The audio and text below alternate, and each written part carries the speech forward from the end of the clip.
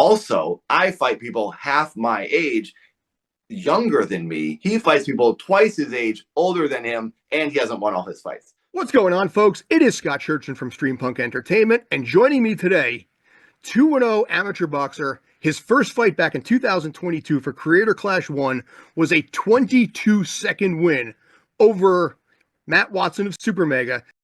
2023, a 2-minute first-round win. And fighting in Creator Clash 3 against a fighter named Jago, we have the one, the only, Dad. Sir, how are you, man? Hi, I'm doing pretty good. How are you? Doing all right, doing all right. So yeah, Creator Clash 3 is right around the corner at this point. You got a chance to go 3-0 here. Jago, very similar to you. You're both about the same height. You're both about you're both around 6 foot at this point. He is 170 pounds, same as you are. Talk about your training routine. Talk about what's going on with it. How is it going, and how are you feeling? Thank you for having me, first of all. And I'm feeling good, and I'm feeling tired. I've been training this year more than I've ever trained, and I think that is rightfully so. Jago is, and also I don't know if it's Jago or Jago. I was been saying Jago, and then I saw him say Jago, so now I'm trying to correct myself. So let's call him the 25-year-old Minecrafter. Also, that's another thing I just discovered. He's 25. I thought he was 28. I've got everything wrong. He's nearly 20 years different in age. So I've been training hard and a lot to answer the question because of that age gap. He's a child who's got energy. He's fought twice. He tells everyone he's fought once. He's lying. I don't know why he's telling people that. Both matches are on YouTube. He's fought twice, and he's gone through all of the rounds of both fights, and he swings a lot and doesn't stop. So I've only gone 2 minutes, technically. The first match wasn't even a match. It was me just punching a punching bag. And then the second one was a slop fest. So I had to learn a lot this year. And I've really genuinely trained hard mentally, and a lot mentally, to like look and see and think and play the whole chess game that is boxing, and not just swing like a psychopath like I normally do. So we'll see if it pays off. I'm feeling very good based on my sparring every week. So fingers crossed it works out. But I am prepared to lose, but I don't want to. So in this case, this is almost like Rocky 3 where he's training, where it's a little bit more of a finesse fight versus what's going to be as far as just the wild swings that he had. Okay. Yeah. My cardio has always been what gets me to win. And I still, to this day, I'm boxing against these 20-year-old amateurs who are real hungry, and they're all trying to impress their coaches every sparring session. They're genuinely trying to kill me.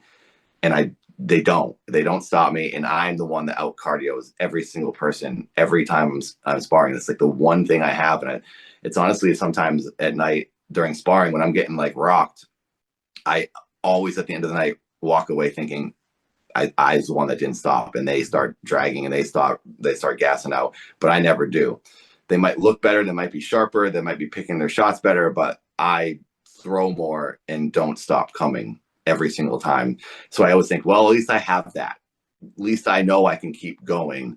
So at least I'll be going into this match with that thinking that like at least I won't be the ones not swinging, unless he like knocks me out. Fingers crossed it doesn't happen, but it hasn't happened. These guys are good. Like they're good amateur boxers I'm fighting at this like real gritty boxing gym.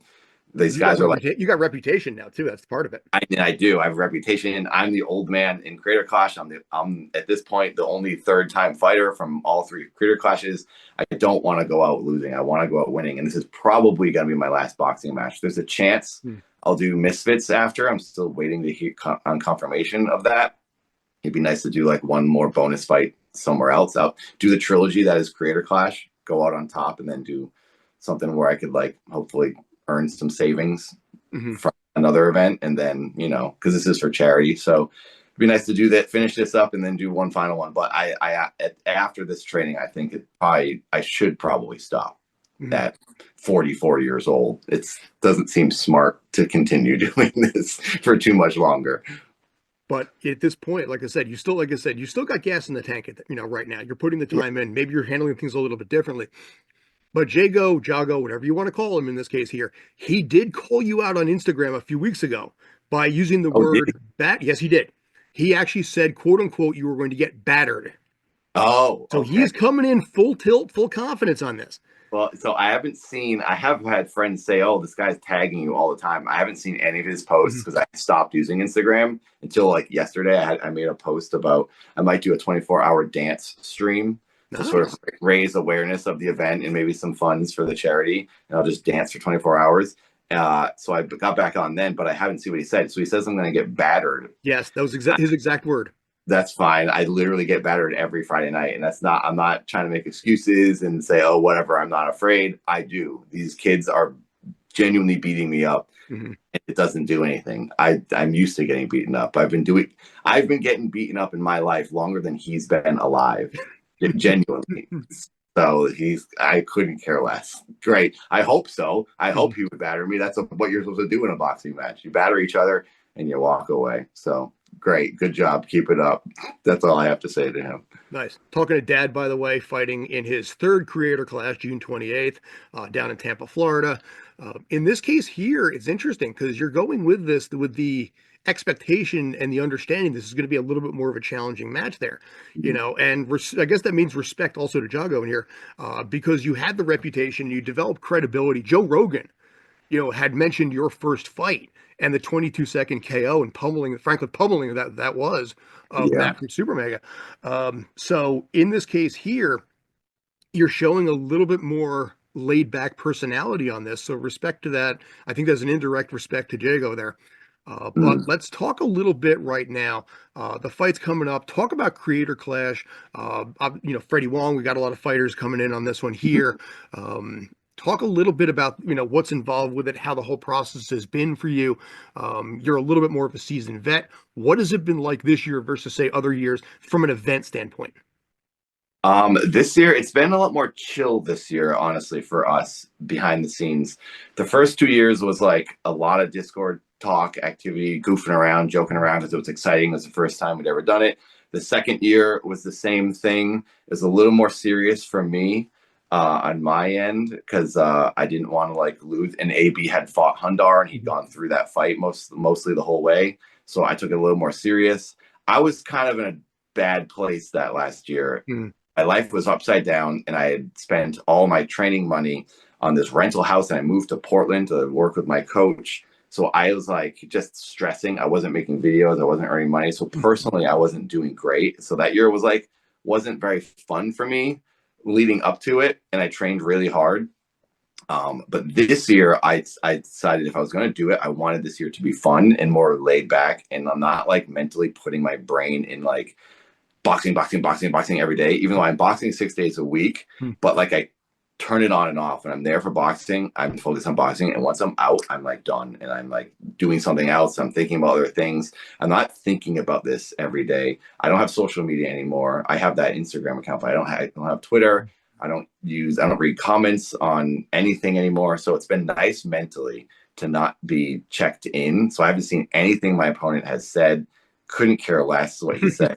I saw one picture when we first started of him flipping me off. I was like, okay, that's the energy he's going to be coming with this. I'm not interested. I'm just going to train. Kids these days, right? Yeah. I'll meet you in the ring and then we'll see what happens then. So it's been more laid back for me. And the Discord, the Critter Crush Discord has been a lot more quiet. And I think that is because in my opinion, we were told in the beginning that what are they called? Live Nation is handling a lot of promotion. So there's less talk of like, hey, I'm putting this video out. We're going to do that. I'm going to do this. And no, we're not as much like focused on the promotion, I think, this year because we were told that Live Nation would do a lot of that for us. And I don't have huge numbers in my audience. So I can only do so much. I can get like my diehards to show up for it, which I put my videos out. So because of this Live Nation being involved, I think we're all just more like out training and doing our own thing and getting ready for the fight. That's my interpretation. That's how I've been seeing it. So it's just been a lot more quiet, a lot less chatter for us, the fighters this year. Fair. So for whatever reason. Do you think you can possibly rope in Confused Man or Keith Apicary to help you out with some of the promotion on that? Oh, I don't know. Well, Keith Apicary, maybe. Keith's more of a wrestler. So maybe if I need to, I'd love to see a team up match between you and Keith Apicary opposite Jake Paul and Logan Paul. Can we pull that off? Is that possible? It could be possible if I try really hard. I somehow split my talents in two different ways. But I think a match against Logan Paul, I think would be amazing with Keith Apicary in the WWE, because his wrestler Keith was involved with WWE before Logan was. Keith was on YouTube before Logan was. Also, I've been a Disney star longer than Jake Paul was, so I think there is something there. I mean, they have no interest in doing anything with me. They've never heard of me. Maybe Jake's seen some of my boxing clips because the dad stuff did get out there. But yeah, those guys are bozos in my opinion. You know, it's funny because Jake Paul has his own fight the same night you guys do. I know. Julio Cesar Chavez Jr., former WBC middleweight champion. So it's interesting that one is happening at the same time as the other one is. Yeah. So here's the thing I need to say. I want to say a little something to Jake Paul or anyone who's interested in him. Everyone calls him the Disney star turned boxer. No, Dad is the real Disney star turned boxer. He was on a show for like 2 seasons. I've been on 2 Disney shows for 5 seasons, and I've never lost my matches. Also, I fight people half my age, younger than me. He fights people twice his age, older than him, and he hasn't won all his fights. So better Disney star, better boxing records, more credible. Jake Paul, come on. Maybe we should have a match on the Disney star versus Disney star. Then we'll see. Let's get that done, please. He likes to fight old dudes. Honestly, I wanted to fight his dad, and it seemed like it almost happened for Creator Clash 2. Maybe Misfits could get that to happen. I would love to fight Greg Paul. I think that would be incredible. That dad versus dad. Good dad versus bad dad. Oh God, cool. The publicity on that alone, because probably both Paul kids would promote that fight too. Yeah. Well, there was talk Jake Paul was going to go to Creator Clash 2 and corner his dad. There was a very brief conversation of that, and it was me that was like, please, please, please, let me do this. Let me do this. I thought it would have been sold so many tickets, but it didn't happen. Oh well. Yeah. It's funny. My wife, she doesn't really know Dad, but she knew he was the guy from Adam Ruins Everything. Oh yeah. She's like, oh yeah, that guy. There was a bunch of appearances on that show. One of them was Who's the Murderer with the glasses. He's got Keith Apicary style glasses. He ate people or something. Who in real life? Who was that guy? This is a real life murderer I'm talking about. He's a famous one. But it's weird. The first cannibal comes to mind for me is like Alfred Packer.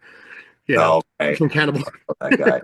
This guy had like Well, there was square glasses. That was one of the appearances that got some attention. What I did, but yeah, I've been on that show a bunch of times. Adam's great. Nice. So, all right. So I'll let you go because, like I said, you got training coming up. Do you have any final thoughts or anything that you want to cover? I just hope people get tickets and go to the event, Tampa, Florida, June 28th. Yeah, how can people do that, by the way? Thecreatorclash.com is where you can get the pay-per-view and tickets. You can also donate right now to the charity Stand Up to Cancer. If you want to donate to the charity, if you can't make it to the event or don't really care for boxing. But yeah, please go, please watch. You can find, if you search Dad on YouTube, you can find me. I got a new music video coming out, so you can go check that out at some point. I'm also starting a new a very average, regular, normal Minecraft series on my channel, so I hope you tune in for that. I got a few new things coming to my channel, and yeah, that's pretty much it. The usual promo stuff, I guess. Yeah, this will probably be. This could be my final fight. I feel like it should be. It'll be my 3rd fight, and maybe that'll be it. So yeah, I hope people tune in and see it. Nice. And after that, the endorsement deals. Yes, and if someone gives me $100,000, I'll do it again. Sure, fair enough. Listen, it got Tyson out of retirement, which pisses me off because that was an actual sanctioned fight. Kevin McBride that was a bummer. That match was just a bummer. Literally out loud, I said, "This is stupid. I'm dumb. I'm done. I don't care. This was annoying." It was not a match at all. I feel they had a conversation. It was like, let's just go light on each other and like get $1 billion. It's like, that's just a ripoff. Like, I'm surprised Mike Tyson needed to do that and wanted to do that. Like, what's the point? He doesn't need to do that. Okay, I guess everyone wants more money. Honestly, if I hit $1 million, I'd be like, I'm done. Yeah.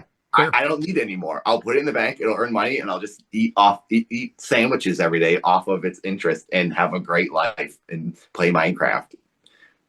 And then That's make what, another $1 million that way with the YouTube channel. So yeah. If anyone wants to punch me in the head a bunch, sure, I'll take the money, I guess. But fair. you know, Yeah, well, I'd fight back. I would actually punch back is the thing.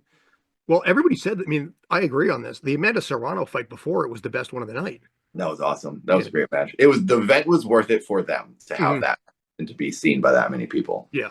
So, but in this case here, I think for Creator Clash 3, we're going to have something a little more fun this time around, a little more interesting.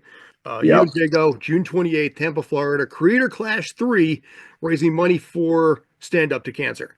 Dad, thank you for the time. I appreciate it. You're awesome. Thank you for having me. So, stay well. Bye.